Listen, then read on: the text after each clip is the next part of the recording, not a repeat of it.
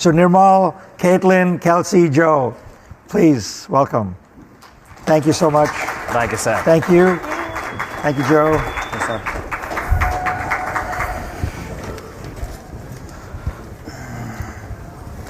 Awesome. Welcome to today's session. How are you doing, panelists? Good morning. Doing good. All right, so the session's title is Latest Trends in Healthcare Engagement and What It Means for Other Industries. So we have leading experts from the industry, from MD Anderson, from Blastex Consulting, on stage with us here today. What are we going to be talking about? So with innovations and advancements like AI, analytics, changing the customer engagement landscape, how is, say, heavily regulated industry like healthcare approaching these innovations? How are they balancing regulations? How are they balancing the need to go after tech without compromising the human element? And what can other industries learn from how healthcare is approaching these innovations? Let's get started. So, Joe, first one is for you. You do a lot of work with healthcare customers. You are coming across AI and how it is being used across the industry. How is healthcare embracing AI while having to worry about privacy regulations, constantly changing rules, privacy concerns, things like that? What value is healthcare seeing in AI, and how are they approaching it? Thanks, Nirmal. So, we're at the closing of the Telium Digital Velocity Conference, and we've been, for lack of a better word, inundated with the word AI. And I'd love to just step back for a moment, just to set the stage that we are closer to AI than most people in our lives. So, if you think about whether it's your parents or a friend that's outside the tech circle, think about how they approach AI or not approach AI. How are they amazed by it? A recent example was I opened up the ChatGPT app on my phone with Vision and the assistant there, and right in front of my parents, and opened up the refrigerator. And I said, "Check this out, Mom and Dad." And it came back and said, "Hey, here's a meal that you can make," right? I asked that question. And that's pretty amazing. It's like that wow factor of AI. It almost appears like magic. However, what if AI is misinterpreting lettuce for cabbage in that recipe, right? The point is that there's still hallucinations that are occurring. And I think that the theme with healthcare is that we have to be careful with how AI is being used. And so the trends that I'm seeing in healthcare with AI is around focusing on things like content production. So for instance, the Cleveland Clinic is a great example of an organization that has been embracing how to get the right content out to the public and patients and using AI to accelerate that. Another example is that just on Monday, Microsoft released Dragon Copilot. I don't know where they get their name Dragon from, but Dragon Copilot, it's to help clinicians and using AI in that case for things like producing aftercare visit notes and accelerating the part of being a doctor that might not be as enjoyable, all the paperwork, right? I think it requires still that there's that human in the loop as we approach AI. So there's quite a few examples. I think the other opportunity with healthcare is in the fact of management of appointments and follow-ups. What do you do when there's a no-show? And something that it was really interesting reading about that I had not thought of was that as you have perhaps elderly parents and so forth, there's the additional people that care for beyond just the patient. So it's the caregiver.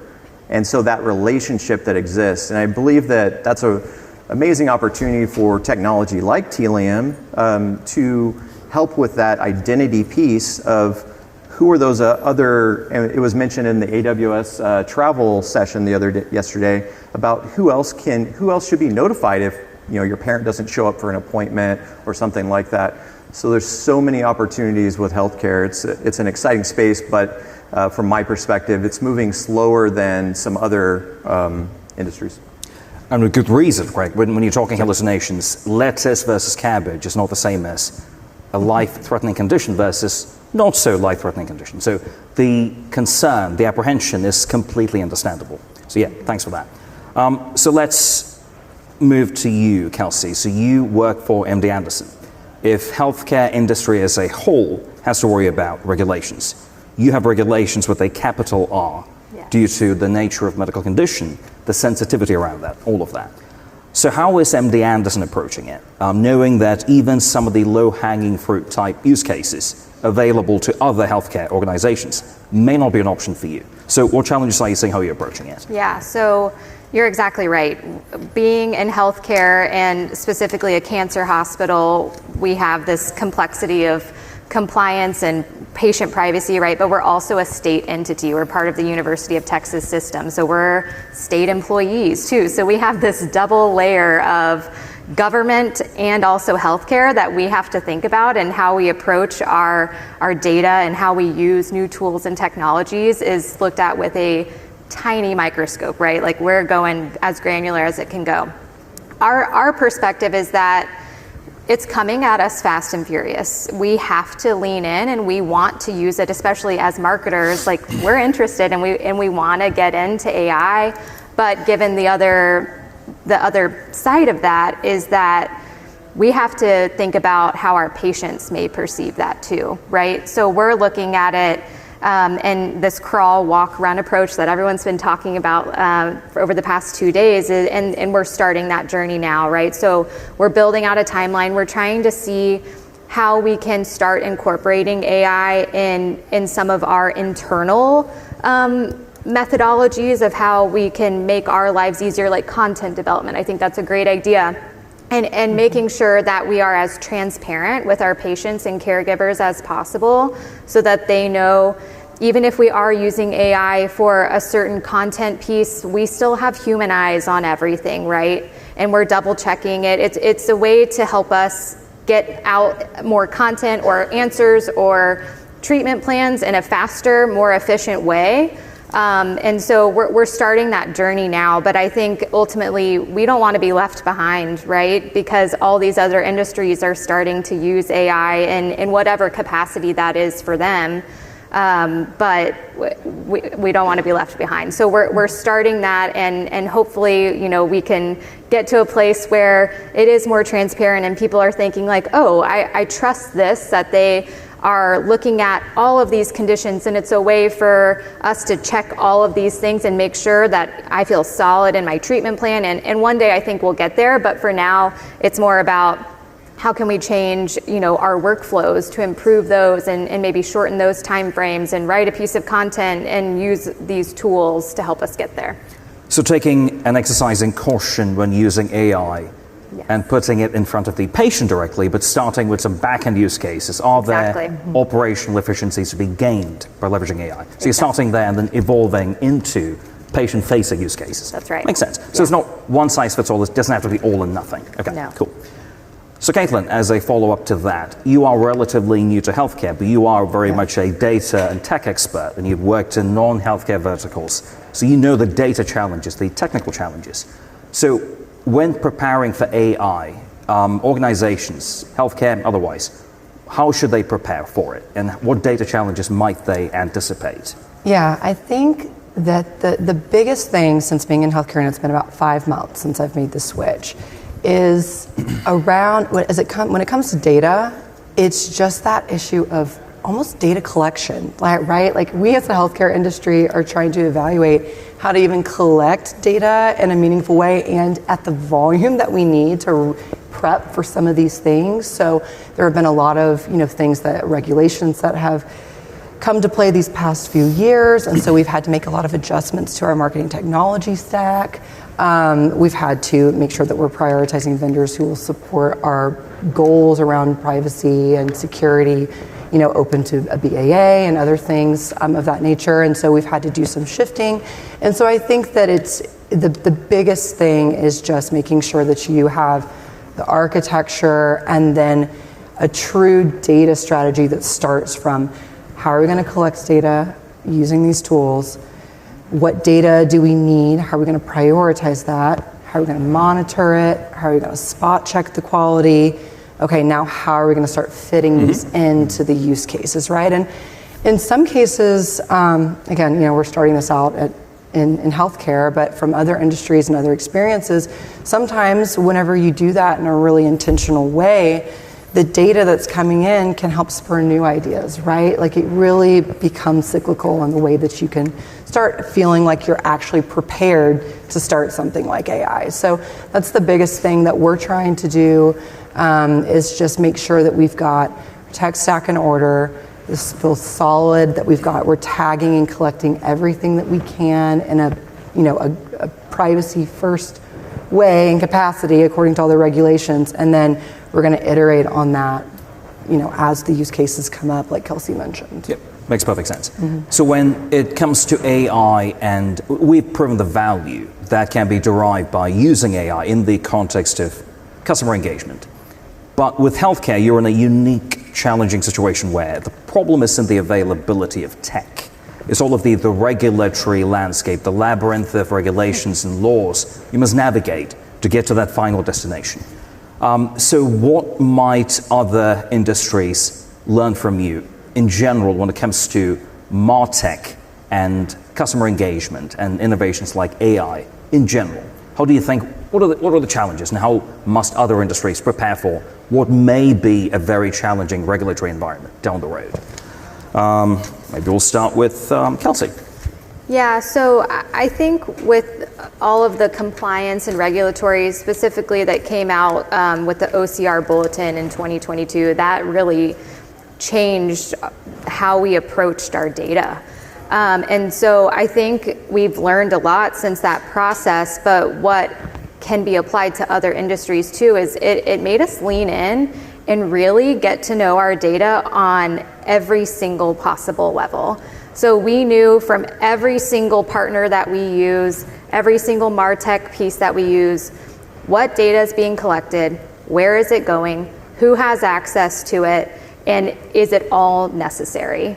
And from that, we did a humongous audit and understanding like, okay, is this all necessary, right? Like I said, and if it wasn't, then where do we pull back, or how do we change that approach so that we are not overwhelming not only the people interacting with our brand, but also what we're doing, and making sure there's this ethical component, but then also the regulatory component too. So I think it's kind of changed the approach about how we think about it.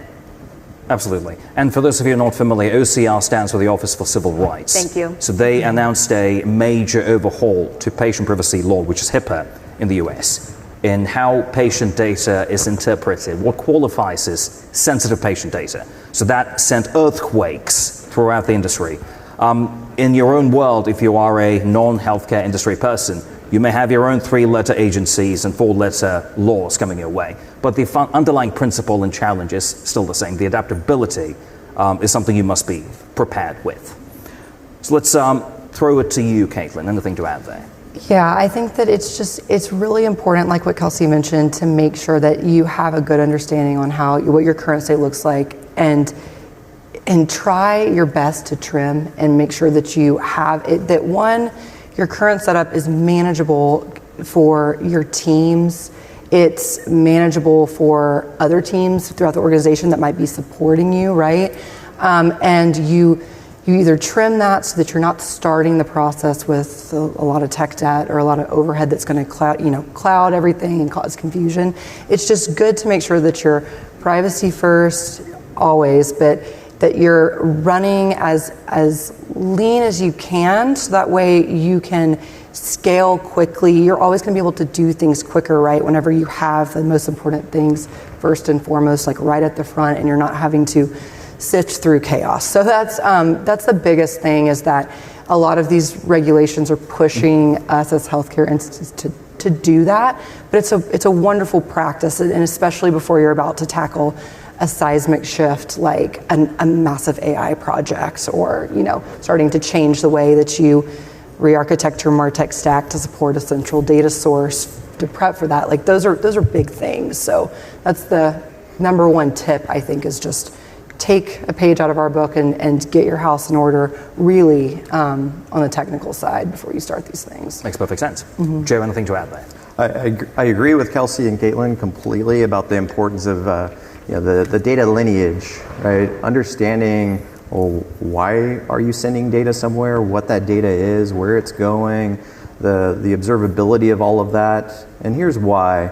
Like, okay, technology has not been the problem, and we've talked about that. There was a day, I think, where it was, but probably there was this shift about 5-6 years ago where really the market started to meet the needs of an industry like healthcare in terms of having the right technology to abide by, all the security and BAA, which is a business associates agreement, and HIPAA, and all of those key elements. So that is amazing to see, but as we know, technology is only one part of the solution, right? And so that data lineage is just so important. And I'll add one more thing, which is that by having that observability of your data, it prepares you for the unknowns. And I would say a lot of healthcare organizations got hit with surprises, especially marketing teams, about what they were doing and sort of just lost in that as all of these changes occurred. So if I were to give advice to non-healthcare organizations, like, privacy is not going to retract, it's only going to increase. Mm-hmm. So how can you get ahead of that? And it's just good practice because, as Caitlin said, it also prepares you nicely enough with your AI initiatives by understanding your data and everything that goes into that. Makes sense. So let's pivot to analytics, which is another innovation, advanced analytics, if you will. So there has been a bit of a paradigm shift in how organizations are approaching analytics, and without it, it makes perfect sense. You need to understand how your customer, your target audience, is engaging with your brand. So it's a very serious proposition. But with the OCR bulletin you mentioned, new forms of sensitive data being on the rise, has MD Anderson's approach to analytics changed? How are you approaching analytics in light of the shift? Yeah, so I think with what I just mentioned before, how with this OCR bulletin that came out, it was a wake-up call, as you said, for a lot of marketing teams. And that's kind of when we started getting to know our data better, right? We had a massive martech audit, essentially. And that is where we went through every single piece, partner, technology to understand the data, what it was being captured, and everything like that. But then from an analytics perspective and from the OCR bulletin perspective, the guidelines stated that we needed to have a business associates agreement with every single technology partner, and that we needed to obfuscate the data depending on how and what was being captured and where it was being sent. So with that, we essentially uprooted our entire martech stack, and we have replaced probably 3 to 4 key pieces and secured BAAs with those, and we've moved, and this is where Telium has really come in for us. And we were in a client-side setup. We have transitioned and we have a private HIPAA cloud now. We've secured a BAA with Telium. We have full control over every single piece of data that is being run through our website for analytics purposes, and that's all done through this private cloud and a server-side setup, and we have full autonomy over what can or cannot be passed to any martech partner now. So that was a huge change for us, but I think it gives us the control that we need to pull the levers and make sure that privacy is first and that we're taking it very seriously. So essentially, you don't have to rely on a black box third-party vendor where you have no idea what the magic sauce is. If you try and demystify it, there is much you can do in-house by taking control of your analytics efforts, by working with trusted vendors. So you mentioned BAA, it's about the vendor agreeing and putting their money where their mouths are. Exactly. And saying we will not abuse and misuse the data 100%. You're trusting us with. Yes. Yeah, absolutely. Great call out. Caitlin, anything to add there? Yeah, I think that something it's really easy to do in healthcare, but it can be applied to other industries, is just to make sure that you have your personas, your ICPs, classic product marketing in mind whenever you're thinking about all of these things, like down to the technical piece. Because at the end of the day, what you're doing is you're collecting data about a person and you're trying to make that person's experience better. And sometimes I feel we can get caught in the types of events or what's going to fire or what's this engagement metric, whatever. And it's really just making sure that you have a clear definition of who your customers are. If you're in B2B, what target accounts you're going after and what are the buying demand units within that account, and plan for that, and just make sure that you're prioritizing that data first too. I think that's important. And it's just, again, it's easy to connect the dots in healthcare. I find in other industries sometimes you lose that a little bit, but at the end of the day, it's a good reminder, and it's been a good reminder and a wake-up call for me being in healthcare. It's been refreshing. So. Yep, couldn't have said it better myself. Yeah. Thank you. Let's talk about the human element in all of this. Again, with MD Anderson, you are helping patients and people, if their loved ones are suffering from cancer, through an extremely difficult time in their lives and their loved ones' lives. In talking about things like AI, analytics, engagement, tracking, it still comes down to the patient. So how do you stop the temptation from chasing some shiny object and instead find that balance between tech and the human element and serving human beings? We'll start with Kelsey. Yeah, so I think you hit the nail on the head, and maybe this is oversimplifying it, but our mission is so clear. And at the end of the day, we are here to serve our patients, right? We're at a very critical point in their lives. And so any piece of technology, we always internally and with our agency partners ask ourselves, is this improving their experience? Are we doing something that is going to help them? Or is this just because it's something cool and we would love to be able to collect it and utilize it, right? So I think there's an ethical gut check, right, that we're doing internally, and we've had to make hard decisions. And an example would be, we have a chat bot on our website. Per the OCR guidelines, they will not sign a BAA, so then we should not be collecting any analytics on how that chatbot is performing. Would it be helpful for us to collect that information? Of course. Could we utilize it to make it a better experience? Yes. But according to this bulletin and what information we would be capturing, that would be a violation. So we have decided to keep the chatbot on because we know that it will and should help our patients get answers in a quicker way. And we're flying a little bit blind, but we know that it's helpful to them. So we're making these decisions based on what we can or cannot do from a legal compliance perspective, but also just thinking about the patient first and foremost. And at the end of the day, is that going to help them? Then if the answer is yes, then we're going to do it. Absolutely. It's not about your vanity, what you can do technologically Yes. speaking. Is it improving lives? That's Exactly. the most important question. Caitlin, love to hear your thoughts. Yeah, I mean, just ditto to everything Kelsey just said. I mean, that's number one thing, part of and that's why in the presentation yesterday too, I think a really important piece of whenever you're planning your platform strategy or your digital activation strategy is to include governance in that conversation, right? It can span technical aspects of your project, customer success, all that. But what you decide to not do with the platform is just as important as what you decide to do with it, and that deserves a place when you're planning strategy, and it will help you, confidently keep that momentum, like once it's live, and help you to say, if stakeholders come and they say, hey, can we do this? You can say technically yes, but ethically no, and it's a little bit harder, and so it's easier to point it back to no, this was not part of our strategy for this.